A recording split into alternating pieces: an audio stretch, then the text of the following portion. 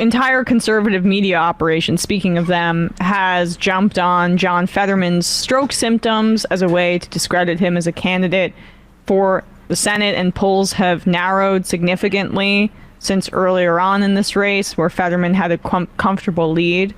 Brian Kilmeade on Fox and Friends spoke about Fetterman's debate performance, where he kind of struggled because, as he's been open about, he has some auditory processing stuff that he's still working through, and that will improve. He's on track given the stroke that he suffered. And yet this has now been kind of a foothold for Republicans to attack him on, essentially saying that he's unfit for the job, as they also support, Herschel Walker, who's just like this, didn't suffer a stroke and isn't going to be on a steady improvement track, or Donald Trump, who's just has a alleged personality disorder and who's actually just insane. They are still fine with that kind of person. Fetterman, Kilmeade says, it's insulting to the rest of the Senate to think that he can do this job. They bring up something else. Now they're bringing up Barack Obama, Joe Biden, yesterday Dave Matthews. So they're going to try to soften the blow and make him seem like a sympathetic figure from here on in. I just say this to the people of Pennsylvania. The person you hire, not only are his views seemingly different than what Pennsylvania is, they got to be able to do the job. What an insult it is to people who are in the Senate. Yeah, to think they do the job. But that thing where, regardless of the views are, if it was true that Fetterman's positions were different than Pennsylvania's, they would be talking about that and not this secondary thing. Well, they're trying to say crime, right? They've been hitting him on crime, and then he has tattoos, so that means that he's in with the criminals. Fracking, which is the Chiron here. But everything else, his stance, which Oz has also done on fracking, by the way. Right. But all right, keep. Also, though, I should point out the three great presidents: Barack Obama, Joe Biden, Dave Matthews. Oh, right. I know. All with equal... The Mount Rushmore. I thought Dave Matthews was from Virginia. What is this about? He's, I think, just like a standard liberal guy. Fine. Like a John Legend type guy. Whew. Now we're in. We have sealed the deal on Fetterman's victory. I was going to say, we need to pause on that, because if you just consign all DMB bros to the Democrats, that's a big win for Democrats. That is a demographic shift, That's a baby. previously apolitical group of dudes, and if they're all Democrats now, that's impressive. Well, they do like weed, so I mean, if they want, go. I mean, this is the soy boyification of white men in this country. Man, I need to go revisit DMB. Yesterday, Dave Matthews. So they're going to try to soften the blow and make him seem like a sympathetic figure from here on in. I just say this to the people of Pennsylvania. The person you hire, not only are his views seemingly different than what Pennsylvania is, they got to be able to do the job. What an insult it is to people who are in the Senate to think that you can do the job. You have committee hearings, you set policy, you have to answer constituents. What you hear is not what you say. That's why you have to read it. This is a job interview, and that's just it. If you go to a job interview and you say, I had a stroke 5 months ago, and you can't interact with that person, they will not hire you. But here's That's illegal. Tell that to the NLRB. Yeah, Brian Kilmeade. So what you're advocating Fox for News. is ableist discrimination. That's literally against the law. You're not allowed to discriminate against someone because they use auditory processing software. And yes, Brian Kilmeade, it's a total insult to the rest of the Senate. And frankly, we should kick out the other two senators that had strokes just this year. Yeah, let's kick out Ben Ray Lujan of New Mexico and Chris Van Hollen of Maryland, who have also had strokes, because clearly they can't do. I mean, come on. Although, don't give them any ideas. And also, just to say, Mark Kirk, the Republican senator from Illinois, he had a stroke, and Republican politicians and Democratic politicians alike were really not treating Fetterman this way.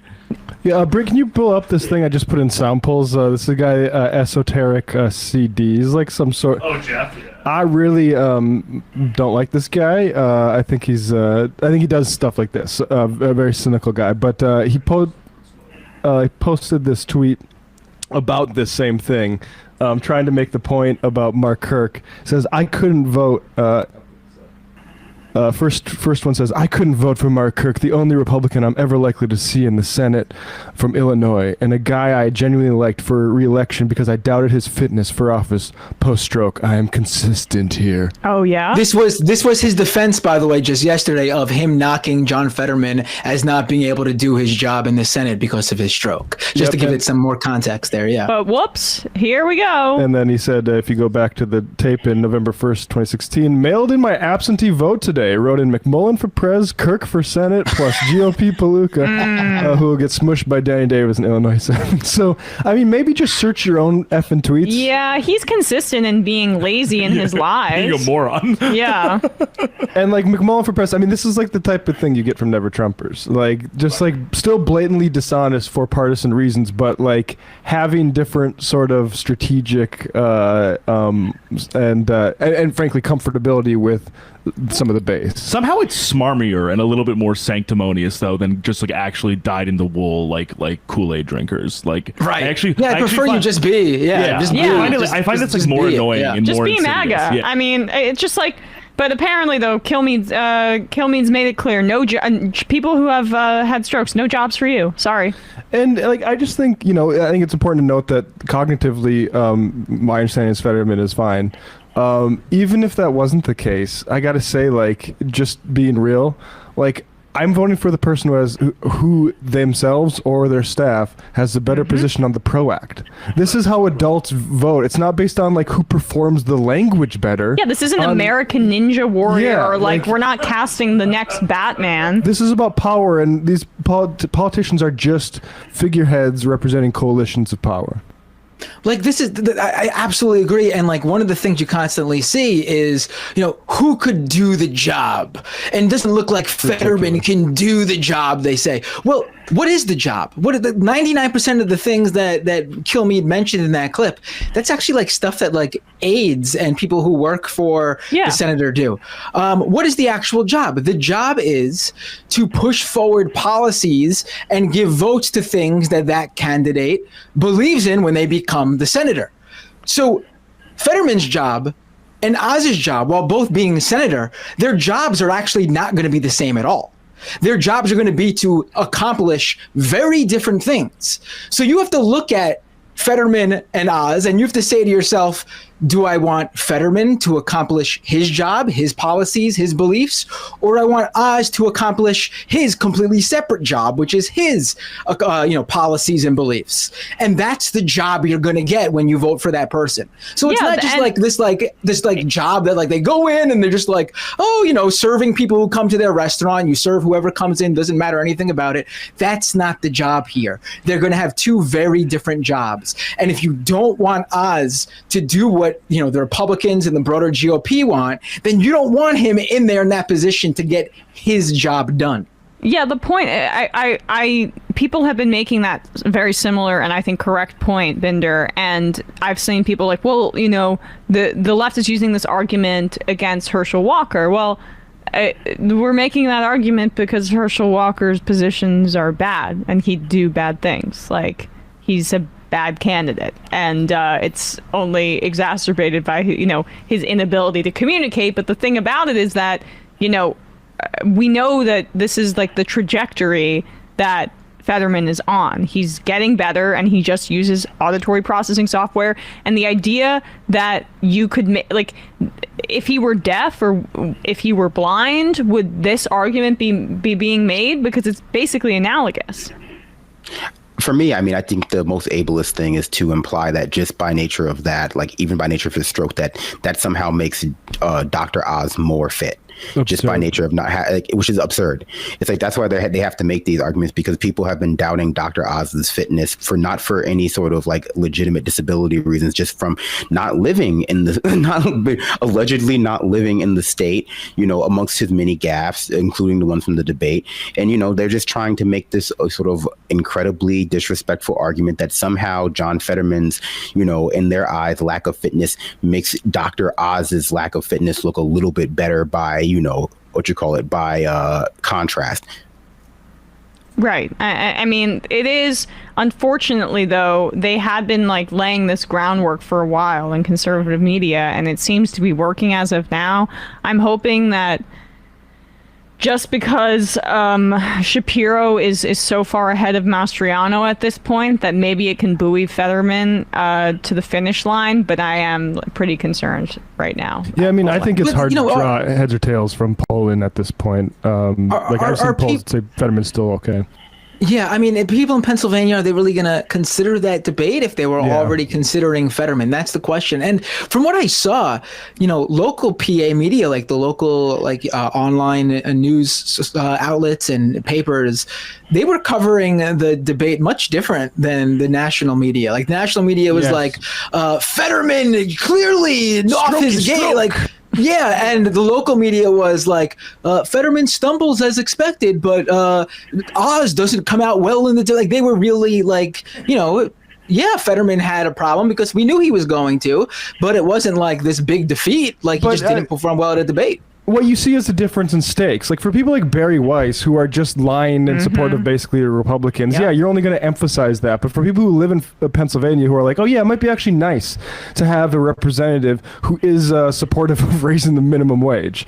That's the thing. He didn't. I mean, that's what Dr. Oz said, that the essentially the market should determine whether the minimum wage is increased. And in Pennsylvania, it's the federal minimum. It's $7.25. People may not realize that, but that is the case, and that is unconscionable. That's what I made at McDonald's in high school. It's unconscionable, and especially when you go over the border and to someplace like New Jersey or New York where it's higher. There's no reason that it should still be $7.25, and that's Dr. Oz's position. And just really quickly, Brandon, I just wanted to make this point.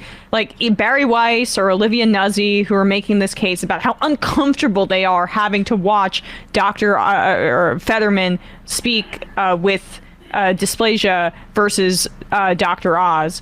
It just goes to show that the national media, as Matt, you were saying, they want this to be a pageant, and they want to have the kind of person and the kind of communicator that's going to provide some sort of like stewardship that looks good on TV. And for people that actually live in the state, that doesn't matter. And hopefully that's what how voters feel.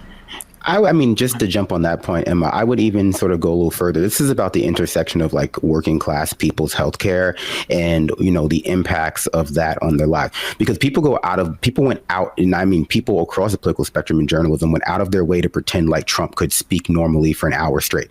If you would listen to like the recaps of Trump's speeches from journalists and then actually like listen to those speeches, they're like night and day half the time, because he would go from long rants about like showers. For me, I think it's like, a working class person, whether it's, a stroke, whether it's a heart attack, whether it's some sort of, other just like catastrophic accident, someone who's had, interactions with the healthcare system and who, with our healthcare system specifically as a result of having a catastrophic incident, I think that provides a unique insight that a lot of people who operate within just, traditional circles are uncomfortable with. They're uncomfortable with the idea that, it's recovering from a stroke becomes a sign of like, intellectual lack of capability for those people, where, for if John Fetterman was a billionaire, people would probably be okay with it. A lot of these same people, because the implication wouldn't be that like, his interactions or his judgment based on these sort of things would be implicated because his wealth would insulate him from that. But for me, I think that experience is invaluable in somebody who's going to be in the Senate, somebody who, assuming they can, they are a fit for the job, which he seems to be, it just means that they have insight into like the terribleness that is our healthcare system, and they are going to be probably more willing to work on it. And there's an avatar for that kind of slick and, I would say, unkind kind of doctor, or somebody who feels somebody who others have been talked down to about their health condition for a long period of time on the other side of that debate stage. And that is a wealthy guy from New Jersey who snidely and tries to subtly mock John Fetterman's health condition on the debate stage for his own professional gain. And I feel like people have an understanding of like, no, I mean, Fetterman's tried to hit this. This kind of person is why your health care is not taken care of. And it's because he's having his spokesperson say to the media, well, he had a stroke, maybe because he hasn't eaten a vegetable in his life or something like that. Yeah, that people are sick and tired of their healthcare outcomes, which are influenced by our dog-eat-dog, market-based healthcare system created by that, in fact, spoken down to as if the outcomes that they that occur from that kind of system on their own bodies are a result of their own actions. It's not your fault.